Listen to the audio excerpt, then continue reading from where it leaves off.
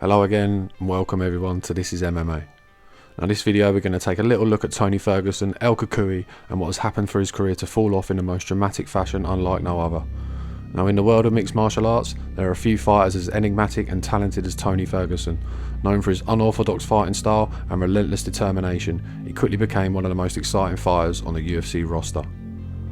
Ferguson began his MMA career in 2008, quickly making a name for himself with his aggressive fighting, impressive grappling skills and unreadable style. He joined the UFC in 2011 after winning The Ultimate Fighter Season 13. Nicknamed El Cucuy, the Boogeyman, earning himself a reputation as a force to be reckoned with inside the lightweight division, beating everyone to get to the top. He only had one loss out of 15 fights since joining the UFC. His loss came to Michael Johnson in his third fight. After the loss, he went on an absolute tear. He racked up an impressive winning streak of 12, beating great fighters like Josh Thompson, Rafael dos Anjos, Edson Barboza, Michael Chiesa and Anthony Pettis, just to name a few. He captured the interim lightweight title in a bout between him and Kevin Lee in 2017.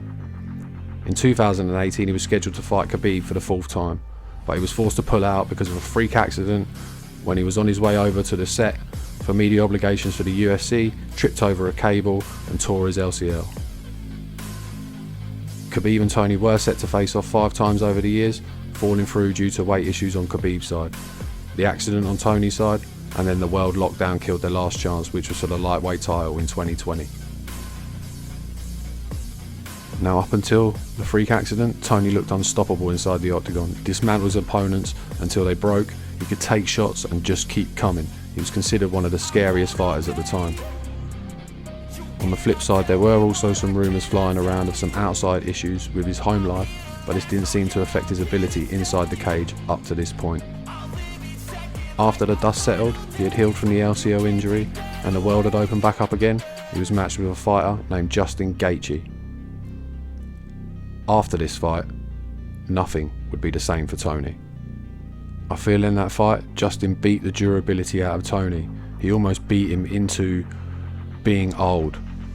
It was a brutal fight, hard to watch, and a fight that seemed to change Tony forever. I think that fight alone caused his fighting career to fall on a decline, which in turn made his home life more volatile to the point where it was no longer rumours. According to statements and records, the police had been called multiple times, even a 911 call from his wife stating she didn't feel safe around Tony, and if police were to attend, proceed with extreme caution as he was a professional fighter. According to the police reports from Tony's wife, he made his wife and child leave the house in the middle of the night as Tony believed a flood would be coming the following morning. His wife humoured him but said if there was no flood he needed to go and speak to someone and get some help. He agreed. The following morning there was no flood, but he never went to seek any help.